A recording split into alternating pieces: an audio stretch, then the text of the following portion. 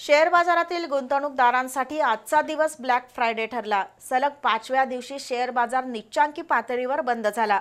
Sensex तब्बल 1176 अंकांनी घसरला तर निफ्टी 364 अंकांनी घसरलाय। आजच्या घसरणीमुळे एका दिवसात गुंतवणूकदारांचं 9 लाख कोटी रुपयांचं नुकसान झालंय। एकूणच आठवड्याच्या शेवटच्या दिवशी गुंतवणूकदारांच्या पदरी निराशा पडली आहे। आज आठवड्याच्या शेवटच्या दिवशी देशांतर्गत शेअर बाजारात मोठी घसरण पाहायला मिळाली।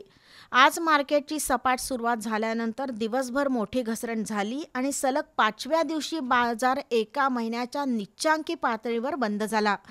निफ्टी 364 अंकांनी घसरून 24,587 वर बंद झाला, तर सेन्सेक्स 1,176 अंकांनी घसरून 78,041 वर बंद झाला आणि निफ्टी बँक 816 अंकांनी घसरून 50,759 वर बंद झाला।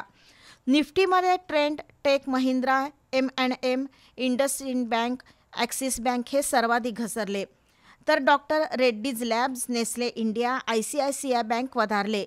सर्व क्षेत्रीय निर्देशांक लाल रंगात बंद झाले। यामध्ये realty index 4%, auto, IT, capital goods, metal, telecom, PSU bank प्रत्येकी 2% घसरले।